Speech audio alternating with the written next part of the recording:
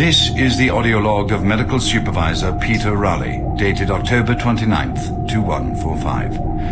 We have exhausted all known forms of drug treatment in hopes of finding a way to abate this strange outbreak of dementia, and I have yet to receive any additional data from the psychiatrists back on Earth.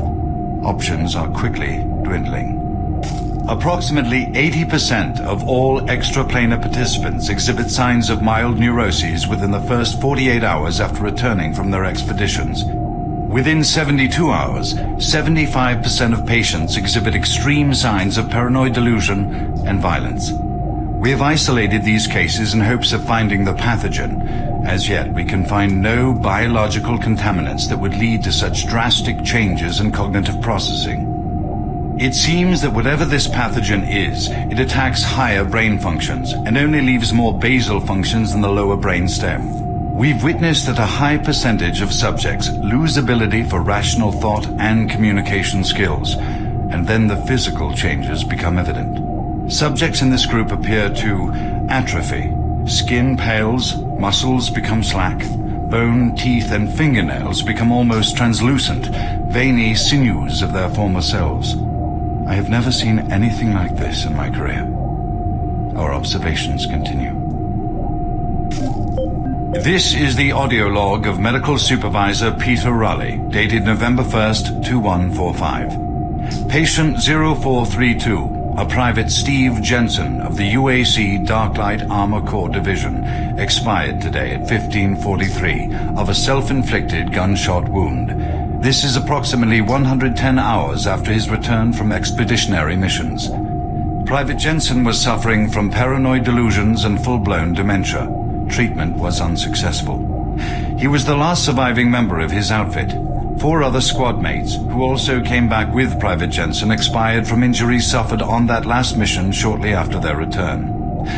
Before his death, Private Jensen was heard screaming in both English and other languages, something about demon hordes feasting on our souls. The other language was later discovered to be Aramaic. Due to security concerns in the area, I have secured some armaments within my office.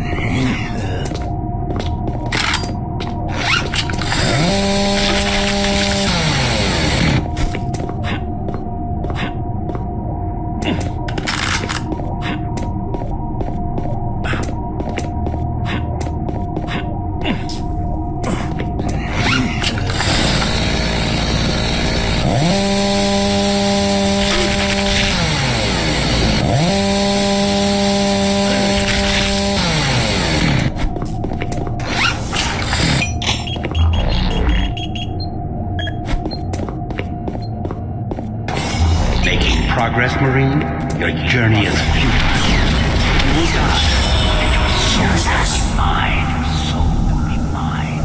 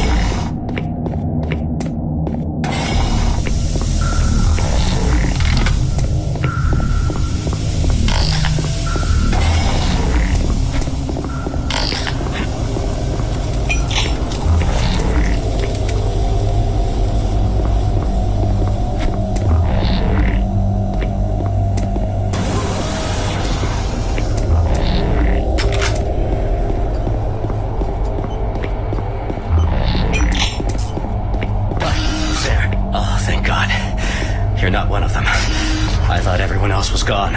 I was part of this. I helped them. The madness of opening to another dimension. Look, we don't have much time. We let it through. The evil. The protective stabilizer on the portal just failed after Betruger took the device. It was an artifact we had found in the ruins. He took it into the portal, and hell followed him out. You have to help me first.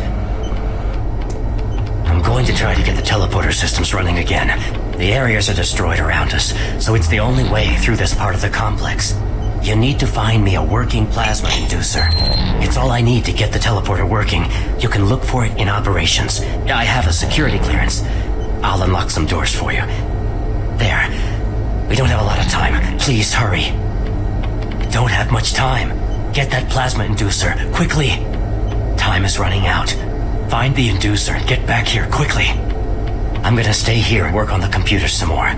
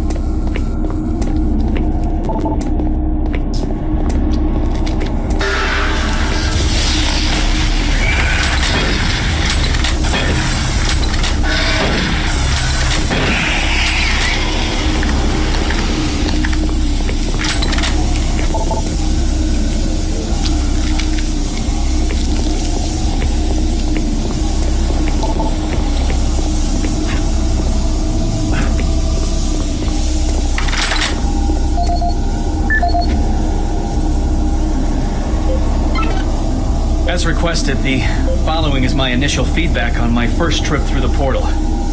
Private First Class Frank Cinders, dated October 15th, 2145. I don't know exactly where to begin. Obviously, I survived the first trip and feel no worse for the wear. I'm not feeling any of the symptoms reported by the others who have gone in before me, but I'm at a point where I'm still trying to process everything. Thankfully, the place looks deserted and devoid of any life, but the flames and heat and stench of the place, it smells of death, decay, and burnt flesh. Tomorrow we're going back in with some of the eggheads, science division, to start securing forward positions, and we expect to start sending out the mapping droids at the same time. I must admit on a personal note that I've got a really bad feeling about this. I don't understand what we're doing there or what we hope to prove. PFC Cinders, signing off.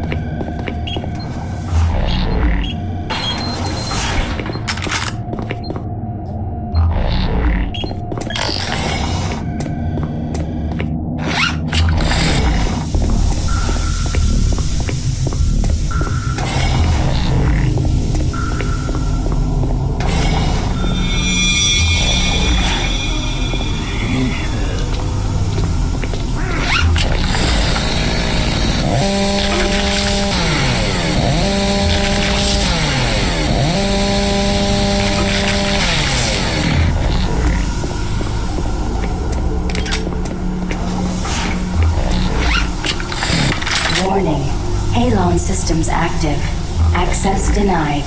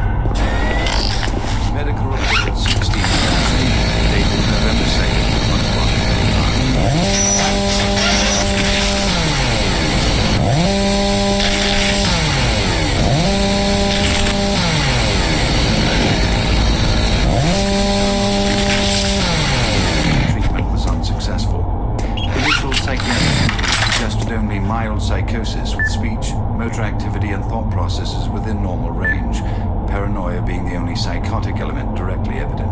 Reference interview G8A, Private Steve Jensen, October 18th, 2145. UAC psychologist Dr. Hooper interviewing Steve Jensen, male, age 27. Steve, can you talk to me about the last few weeks, please? I don't want to talk. Well, I'm here to help you, Steve. I've tried talking. They think I'm crazy. You think I'm crazy. They, your colleagues, aren't doctors. Let me help you. Help? Nothing can help us. Prior sessions over a period of 72 hours reveal rapid deterioration of both physical and mental capacity, with behavior inconsistent with any known patterns. The patient was responsive for brief periods and had to be restrained during interviews. Reference interview H-3-2, Private Steve Jensen, October 21st, 2145. Tell me what you see, Steve. I don't want to see it anymore. I don't want to feel it. They'll be here soon, and then you'll see it. Can you talk about what you see?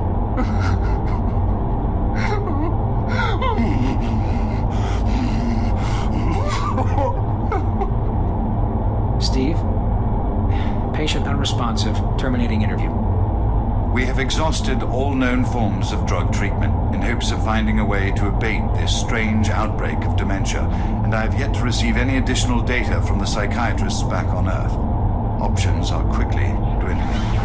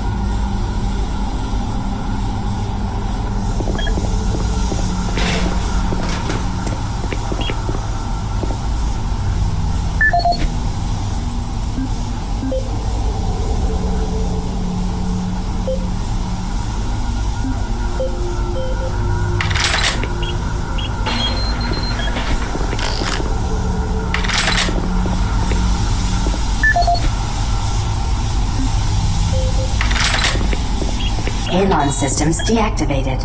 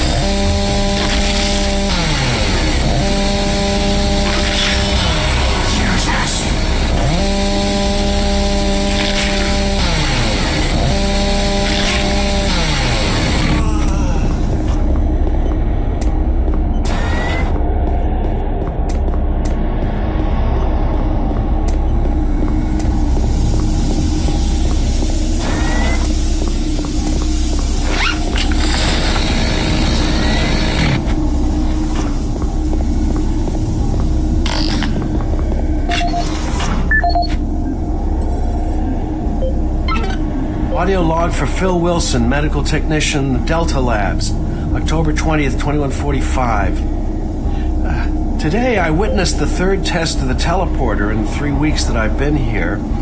Volunteers are becoming harder and harder to come by, and it isn't difficult to see why. They all come back screaming like loons about demons, pools of blood. I mean, it's real fire and brimstone stuff. At first I wasn't paying much attention, just doing my job, but the last was Robert Clayton. Now, I met him my first day here. This guy chews up rocks and spits out gravel. He's tough as they come. Having to sedate him and drag his drooling body to the isolation room, it's really freaked me out. I'm gonna put in for a transfer as soon as I'm able.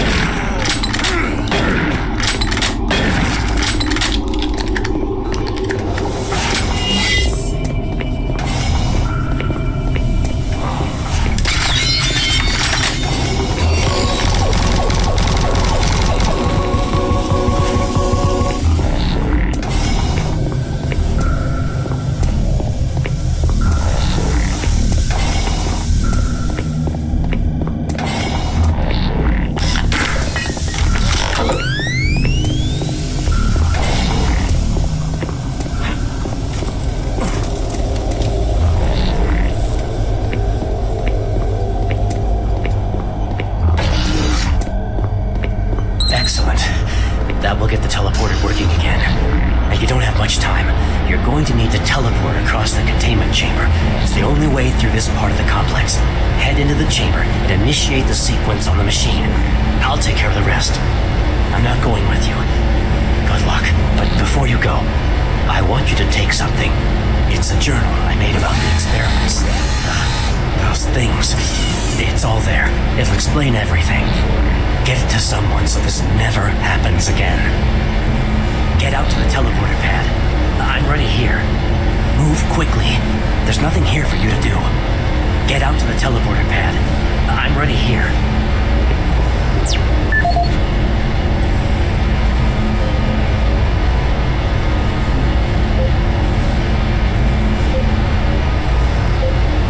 My name is Ian McCormick. I'm a research specialist stationed on Mars, working for the UAC. My primary job is, or rather was, to assist Dr. Malcolm Betruger in a variety of experiments, though for the past year we've been focusing almost exclusively on teleportation.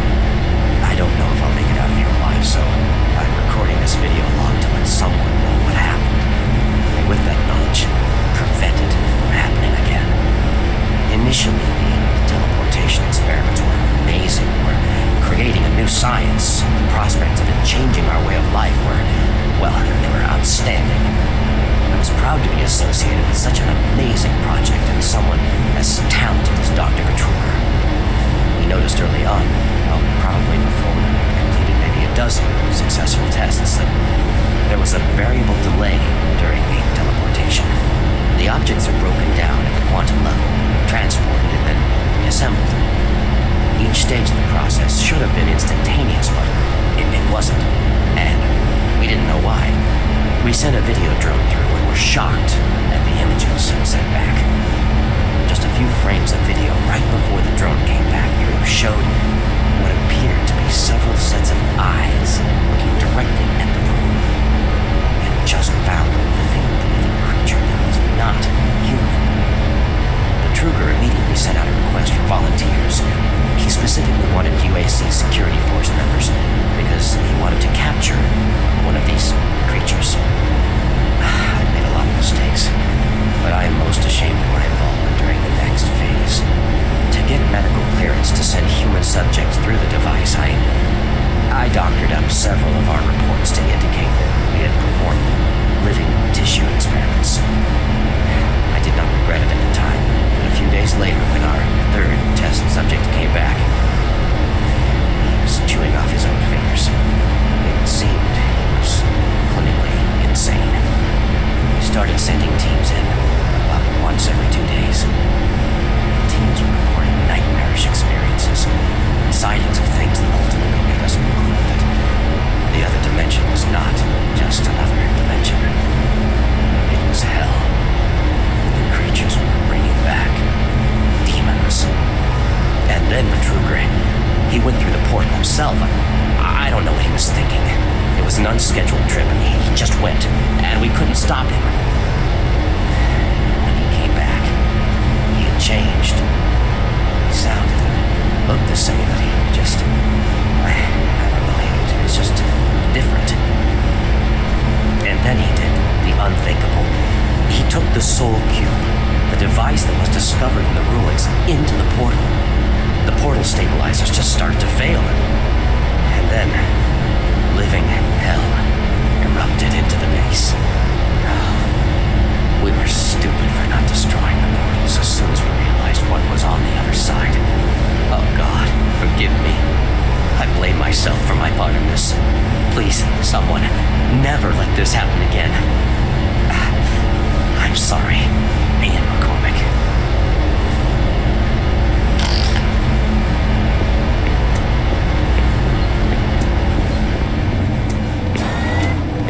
Decontamination process started. Decontamination complete. Have a nice day.